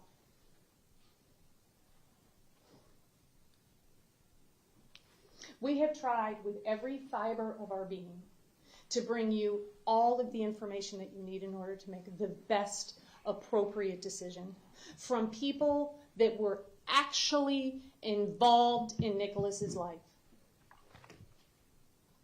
And ladies and gentlemen, you have to make a decision about whether or not another human being lives or dies. And I am sure that this is not the first difficult decision that you've had to make in your life. And when you have to make difficult decisions, I'm sure that you may talk to a friend, you may seek spiritual guidance, you may do some research, you may consult an expert. And when you have to make a life or death decision, do you want an expert that is a generalist, that practices a little bit of everything? Or do you want an expert that specializes in the area of FASD? Do you want a jack of all trades? Or do you want Dr. Jones, who is the leading expert in the world? He literally was the first person to diagnose somebody with FSA, fetal alcohol syndrome, in 1973. Do you want Dr. Connor, who is the #1 neuropsychologist who specializes in what? FASD, that's it.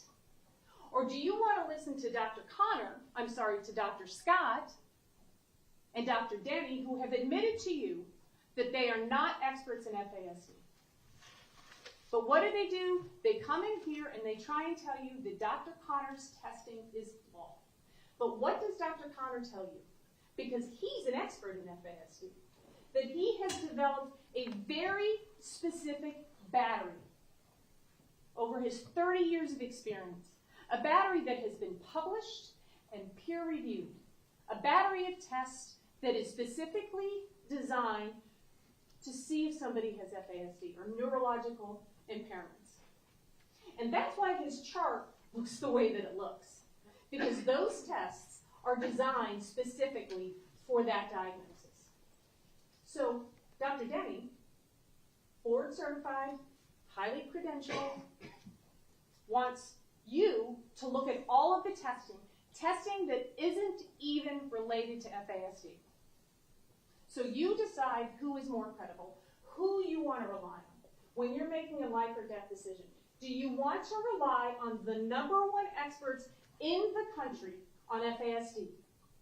Or do you want to rely on 2 experts that are not? Okay, we have a number of jurors that need a break.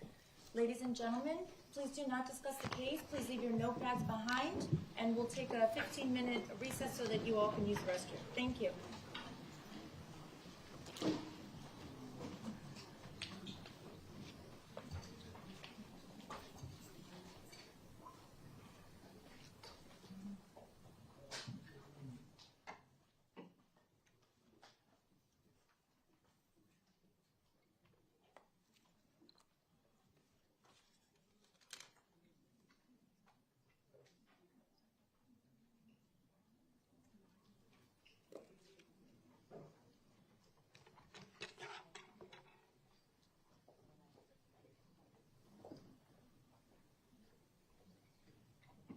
All right, the jurors have been excused. A number of them needed a break.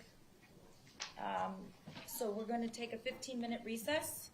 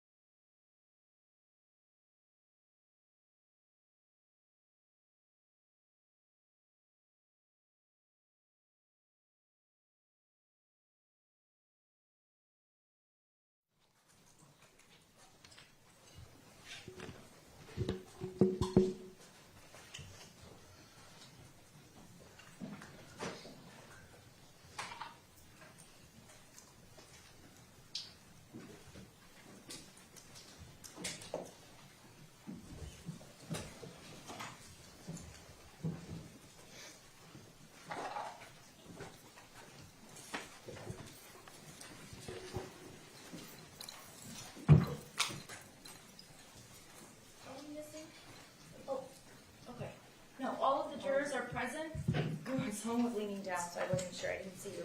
Okay, everyone else may be seated. Defense, whenever you're ready, you may continue. Thank you. I know that you guys are getting tired, so I'm going to try and wrap things up. Please understand how important this is, and I feel like I want and need to tell you everything. One of the things that Dr. Denny and Dr. Scott, two experts working for the state of Florida, paid over $400,000 to come in here and tell you that Nikolas Cruz wasn't mentally ill. This is the DSM-5 TR. All the experts have talked about it. It is the Diagnostic and Statistical Manual of Mental Disorders. Antisocial personality disorder, borderline personality disorder, is in this book for a reason. Because they are mental illnesses. And Dr. Denny wants you to think that just because it's in the Bible for mental health, that it's not a mental health disorder. And one of the benefits of working with so many wonderful people is they remind me when I'm wrong. So I want to clear something up because I misspoke, and I never want to mislead you. But what Paul Gold told you when he testified is that as a result of this event, he vowed to save 17 people's lives so that he could try and help the horror of what happened. And that's when he donated to the Underground Railroad, which has saved hundreds of women from being sex trafficked. So I did not mean to mislead you, and I thank my team for correcting me. There's been a lot of conversations about IOM, CDC, Canadian guidelines, domains. It's all really confusing, and I understand that. But remember what Dr. Denny told you, that real world actions trump any testing. This is Nikolas Cruz's real world actions from before he was born. Remember that when you make your decision about whether he should live or die. And Dr. Denny wants you to believe that Dr. Connor twisted the diagnosis. So let's talk about very briefly the CDC guidelines and what they actually require. A deficit with 1 standard deviation. Not 1.5, not 2 standard deviations. The CDC guidelines require 1 standard deviation for a deficit, and that is what Dr. Connor used. And the CDC guidelines also said, and I can't even tell you how many times Mr. Secor said this to Dr. Denny, and he wouldn't agree with him, but he doesn't have to, because the CDC guidelines are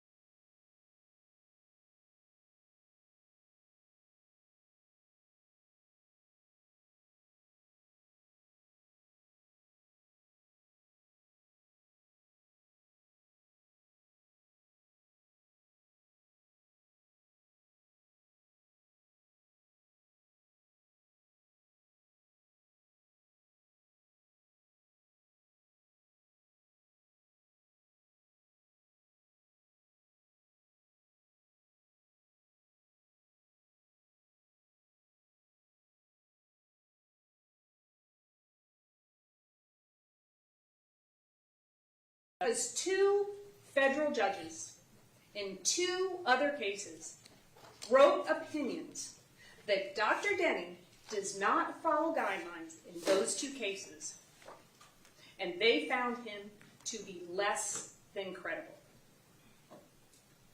Take that into consideration when you weigh and evaluate his testimony.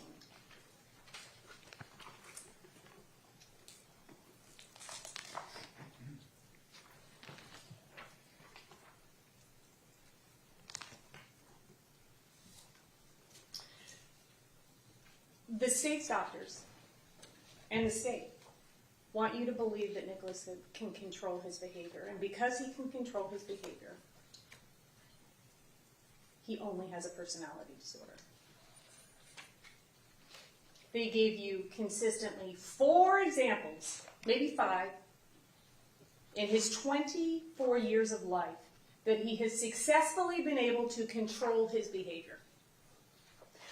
When he was in Coral Springs Elementary, when they said, we're going to call the school resource officer, he controlled himself. Agreed. When he was at Westglades Middle School, when the vice principal came into the classroom, Nikolas controlled himself. I agree. When he was with Dr. Denny and when he was with Dr. Scott, he controlled himself. Maybe I missed one. Please rely on your memory about his level of control. And how beneficial was all of that stuff that Nikolas told Dr. Denny and Dr. Scott?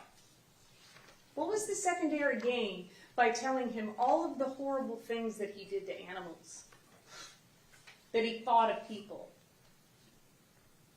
Baking? I don't think so.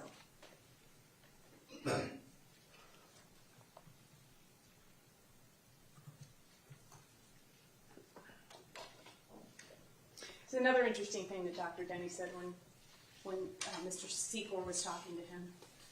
He's talking about cognitive abilities and brain development. And what Dr. Denny said is, we know that brain development of a normal person goes into the early 20s. And we know that Nikolas isn't normal. But a normal brain's development goes into their 20s. So you can consider that in mitigation. We are not here to suggest that you don't punish Nikolas Cruz.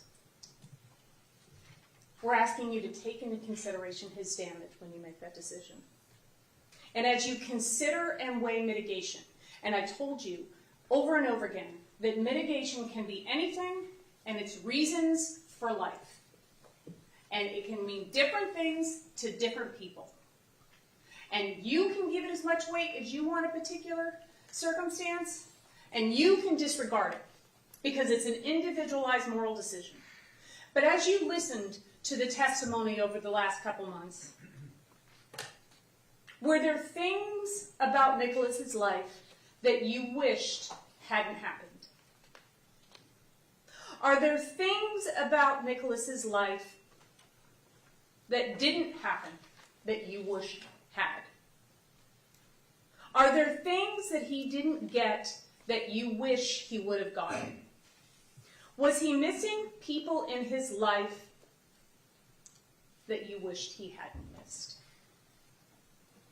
I suspect you would answer yes to each of those questions. And every time you do, that's mitigation. That's a reason for life. And one of the most important people in Nikolas's life, his external brain that Dr. Lyons talked about, Linda Cruz, died on November 1st. And sure, he may have been searching and doing planning and wanting to be a mass shooter. He told everybody, remember, the state told you that. I wish people would have listened. I wish people would have done something.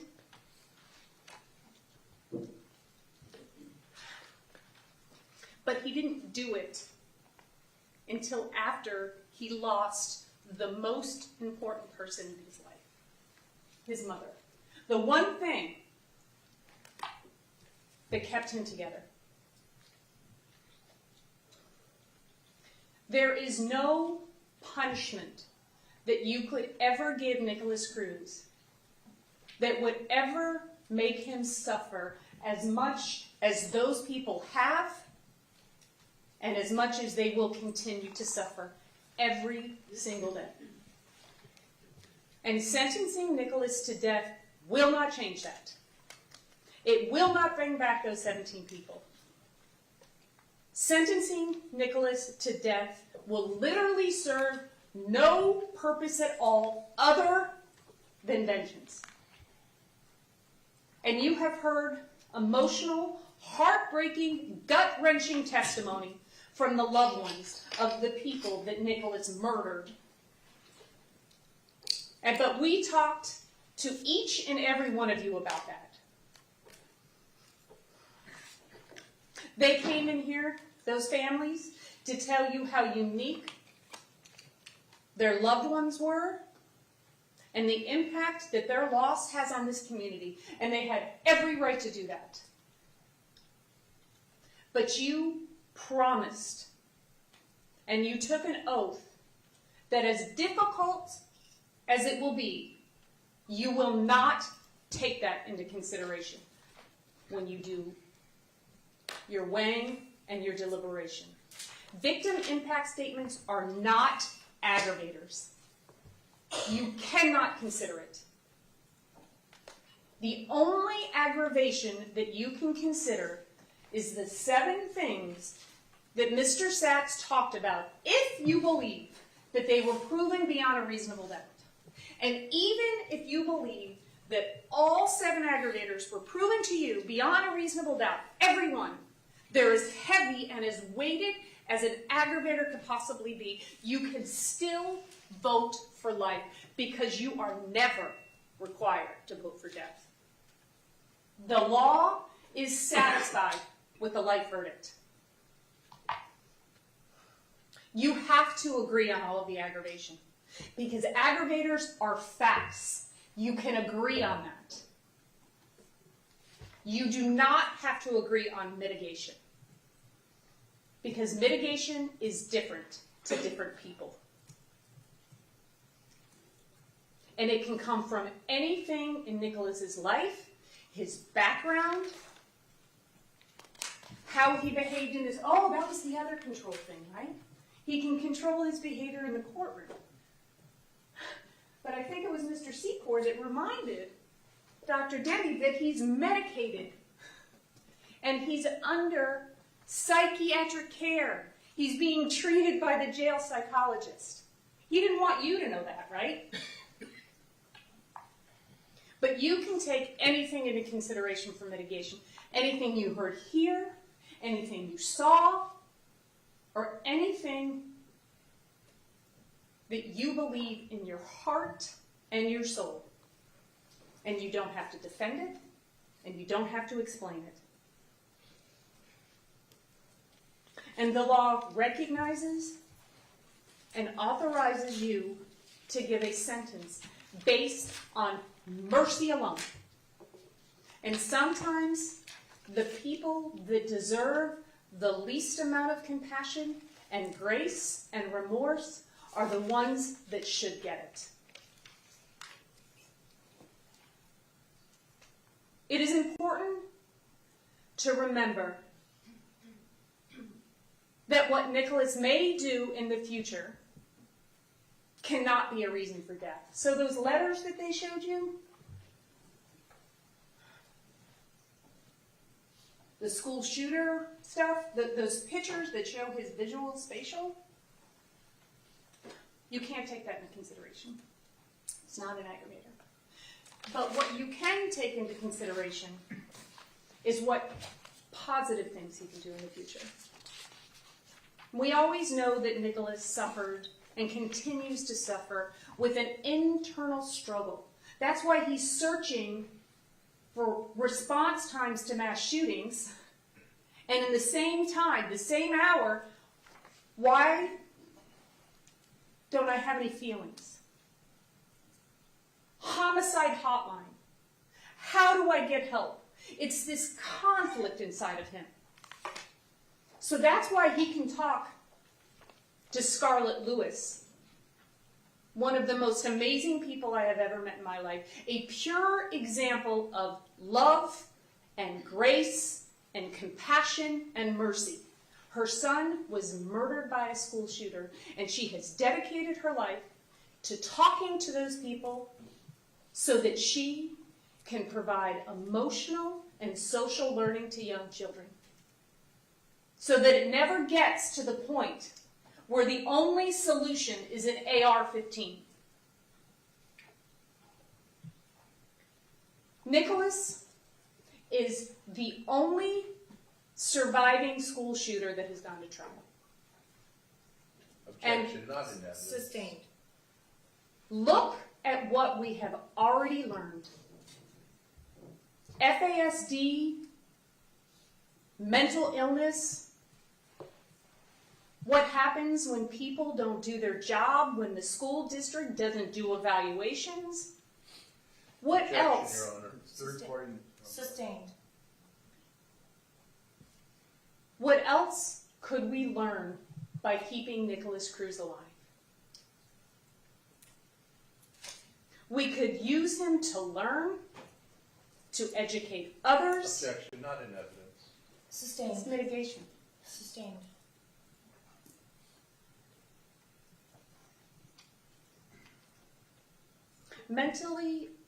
Individuals that are not mentally ill do not take their hemorrhoid blood and write 666 on the cell, on the wall of their cell.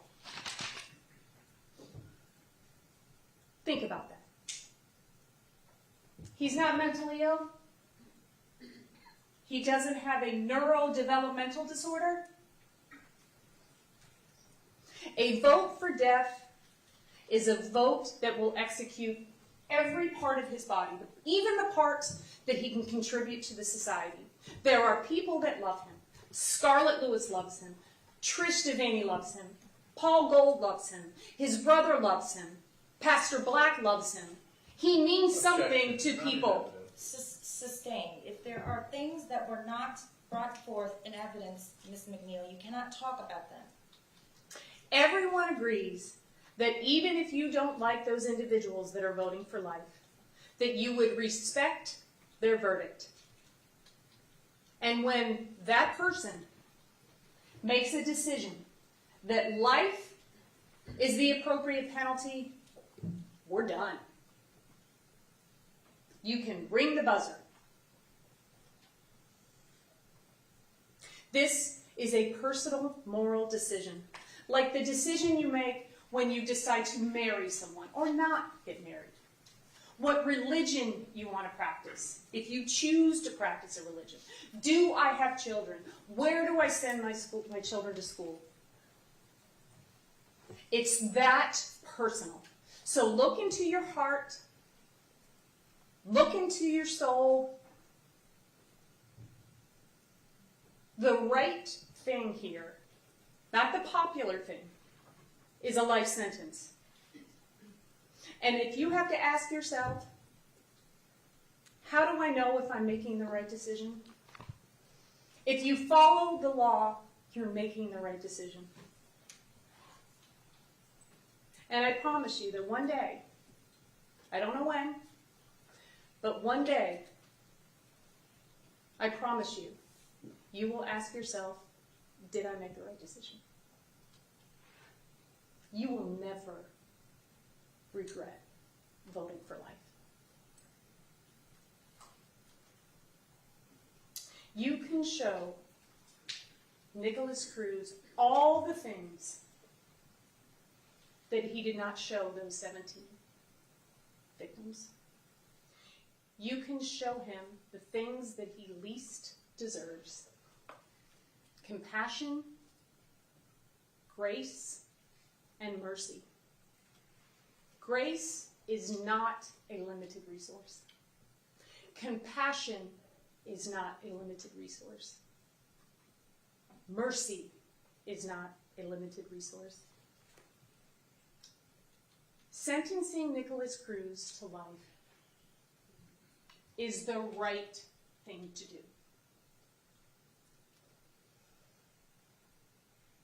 So I now put in your hands his life.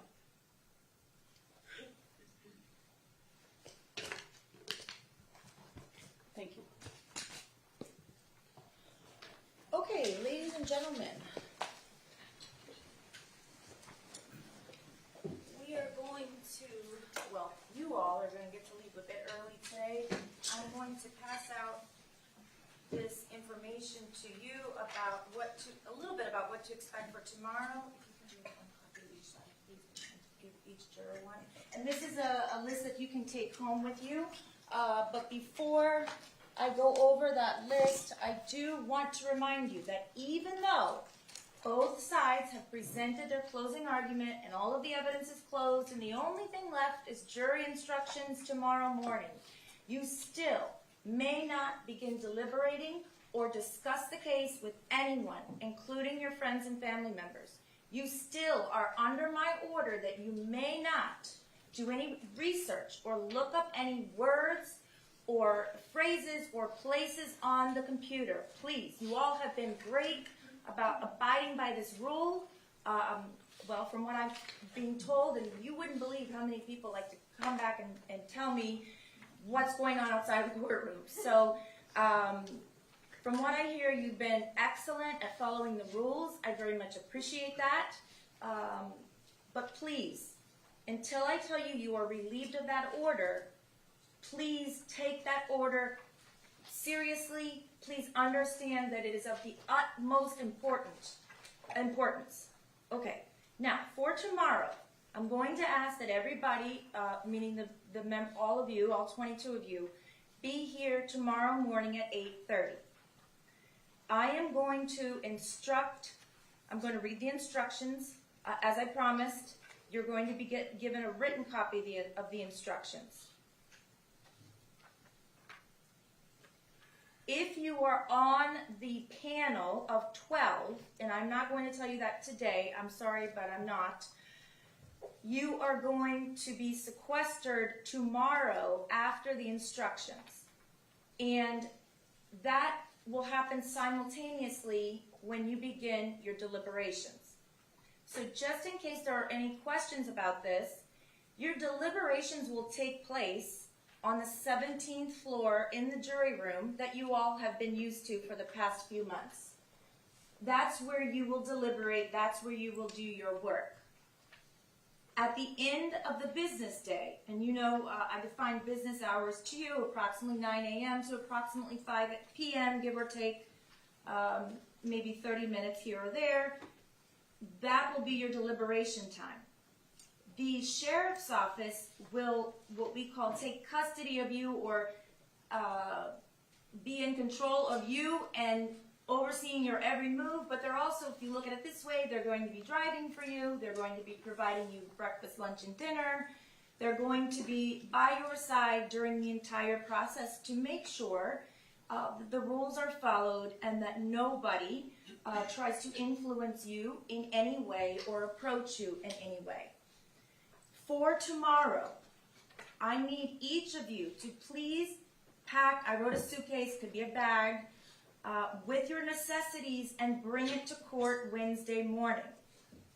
This includes, now I'm being very specific because there are things that a lot of people might consider necessities that are not when you're sequestered. You should bring change of clothes, however many you want, but I would say it's impossible for me or for you all at this point to know how long your deliberations are going to take. To be safe, I would say bring a couple sets of clothes, toiletry items, in other words, toothbrush, toothpaste, anything that you would pack for, let's say, an overnight, a weekend trip. Medications, please don't forget that. If you take daily medication, please bring that. Now, the next thing that you should bring or may bring is a book for reading. You may be saying, well, I read on my Kindle. Not when you're deliberating, you don't. Unfortunately, we have to take everything that's remotely entertaining away from you. You're not going to have a TV. You're not going to have a phone. You can have an old-fashioned, old-school book, and it can't be law-related. So it cannot be, and I don't make up these rules. These are just the rules. It can't be John Grisham's, I can't think of an example. Judge's list. The judge's list. There we go. Don't bring that. You can bring, my daughter right now is reading the Scarlet Letter, so that comes to mind. I don't see why you couldn't bring that, although the sheriff's office, just bring 2 books. So bring it back just in case, because I suppose that could be considered law-related. You can bring newspapers, magazines, nothing. So if you don't already have an old-fashioned book, you might want to go buy one. Again, it can be self-help, it can be anything, just not a crime, mystery, legal-based book, whether it's fiction or nonfiction. You're also going to be, if you wear an Apple Watch or a smartwatch, Garmin, there's a whole bunch of companies that make them, don't wear it. Wear an old-fashioned watch that just tells the date and the time. That's it. Because the sheriff's office will take it away from you. They'll give it back, but they'll hold it for you. So if you want to keep time, please wear an old-fashioned watch. Hopefully some of you have those still. And your cell phone, you will be able to bring a cell phone. However, BSO will keep the cell phone at all times. They don't go through it. They don't invade your privacy. They just hold it for you. Once a day during deliberations, you'll be given time to call home. But even that will be monitored by someone from the sheriff's office, just to make sure that nothing inappropriate is discussed. The other thing is that the lawyers were kind enough to remind me that many of you have, and I looked it up, the proper term is location services. Many of you might have kids. I know my daughter will call me and say, what are you doing in Wellington or whatever? And I'm like, how do you know I'm there? It's because she tracks me. Somehow we share the same phone or the same company or the same account, and so she's able to track me. You probably are all thinking, oh, that's easy, but if you have that, or if one of your children or your spouse has that, tell them, I'm sorry, but you have to turn it off. So anything with location services must be turned off, and any app that may track your location needs to be turned off. If some of you are thinking, I don't even know what you're talking about, if you go on your phone, because I looked it up just so that I could be specific, it says location services is one of under settings. And so you can go under location services and you can make sure that those are all disabled. Because you can't even tell your family what hotel you're staying at. It's super top secret. Think of it as some kind of secret mission, however you want to think about it. But we don't tell anyone at all where you're staying.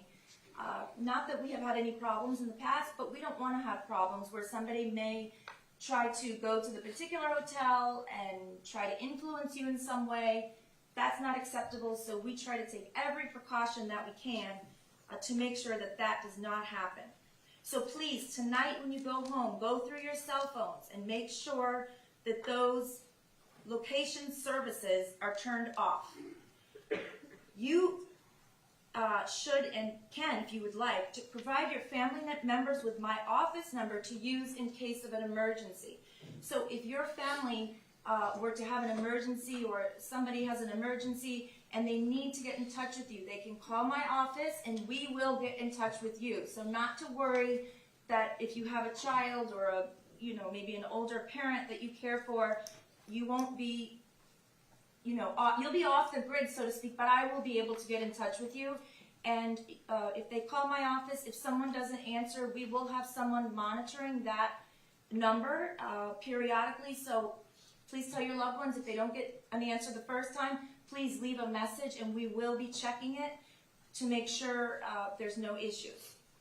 Now, what you cannot bring, I'm pretty sure I already went over this, but I'm going to say it again, smartwatch you cannot bring. Any electronic device, and I can't think of all of them because there are so many. Anything that can possibly connect to the internet, you cannot bring. Except for your cell phones, but I gave you that caveat that those will remain in the custody of the sheriff's office. Again, you cannot bring any law-related books. Don't bring any dictionaries. In fact, the only book you should read is for your entertainment. In other words, something that will keep you occupied at night after you're finished with dinner and things because understanding you're not going to have a TV or a phone. Alcohol. Don't bring alcohol. I will tell you that alcohol is not prohibited, but it also has to be monitored by the sheriff's office. The sheriff's office pays for all of your accommodations, your food, your lodging, your transportation. They do not pay for alcohol. So at night, you will all eat dinner at the undisclosed hotel together. And at that time, if you care to order an alcoholic beverage, that's fine. You're limited to 2, and you have to pay for that on your own. The sheriff's office doesn't pay for it. So, and you also can't bring like a flask or anything like that because they monitor everything. And understand also that they're going to go through your bags and make sure, even your books, they're going to go through them page by page and make sure there's nothing written in there that's inappropriate. So, tomorrow, 8:30, please bring your bags with you. They will be stored securely in the conference room, which is my conference room, and myself and the sheriff's offices are the only ones that can access it. Your cars will be stored securely in the covered parking, where in the exact location where you all have been parking, and the sheriff's office will keep your vehicles secure during this process. Again, I can't tell you how long this is going to take. I don't know. I don't think anyone would be able to tell you at this point, but I would bring a couple of days worth of clothing, medication, and so on and so forth.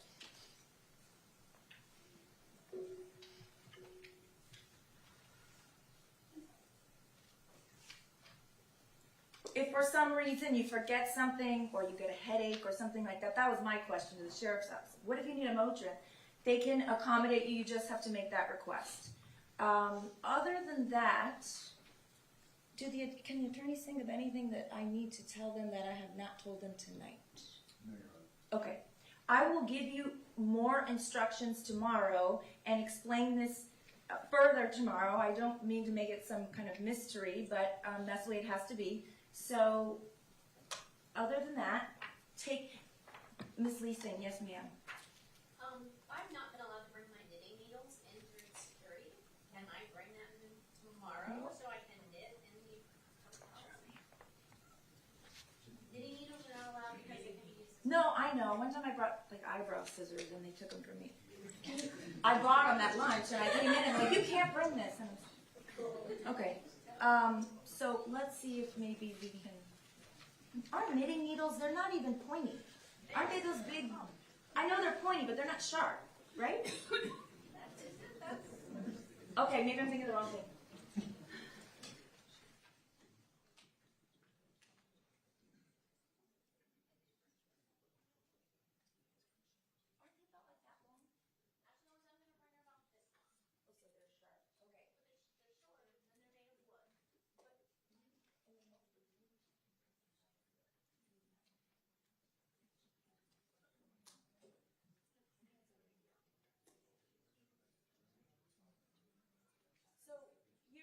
We had to make the alcohol rule about the 2 drinks. Maybe we'll make a knitting exception for this year because, you know, it has nothing to do with law, and certainly it's something you can enjoy at night, and it's not an electronic device, and I think that's actually a great idea. So we're going to bring them tomorrow. Make sure you let the sheriff's office know. When you're coming in, the judge said that I could bring these, but it's pending a decision. And I'm sure the sheriff's office will take care of you because they're very nice, reasonable people. What they're going to want to take is when I come in security from the parking garage. Yeah. Okay, so who walks in? So we're going to bring our suitcases into security on the other side. Hold on just one second.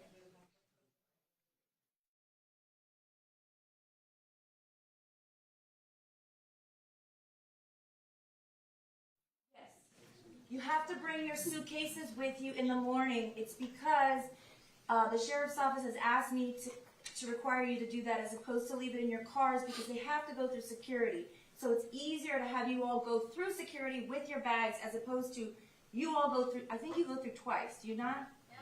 So if you had to do that, then go back to your cars, then get screened again before anything else, it would be more time consuming. So yes, please bring them with you in the morning. The sheriff's office has assured me, just please remind them. If someone's there that's not normally there, if you have any questions, call my office. You'll still have your cell phone. Is there another question? Yes. The attire for deliberation Is whatever you're comfortable in, honestly. I understand that it's quite cold in that room, and I believe we were working on that today. No, that's okay. Weren't we working on the air? We're working on it, but you can wear whatever you're comfortable in. Did you think it was more dressy or? Well, no, I was just curious. Okay. Me personally, I'm cold all the time, so I will still be. Okay, so no, there's no, whatever you're comfortable in is fine with us. You will, when you reach a verdict, you will be brought back into the courtroom where the verdict will be published. So if you care about what you wear in court, that's fine. You know, we want you to be comfortable, so there's no specific dress code, okay? Is there anything else? And I will answer the rest of your questions tomorrow, but just please remember everything on this list. And we should be great. I'll see you all tomorrow at 8:30. Please leave your notepads. Judge, Yes, we have just a quick. sure.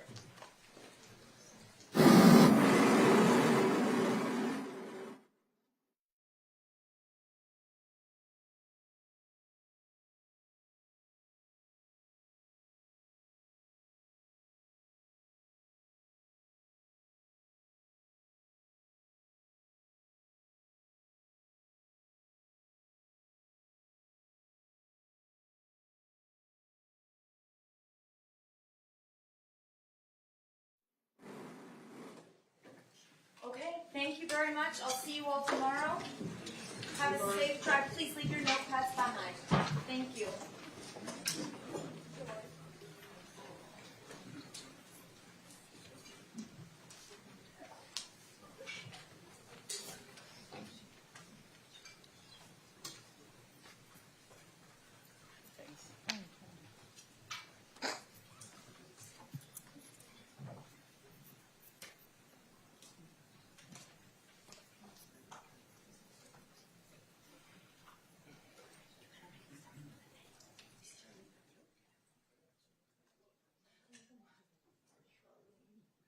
Okay, the jurors have been excused. Everyone else may be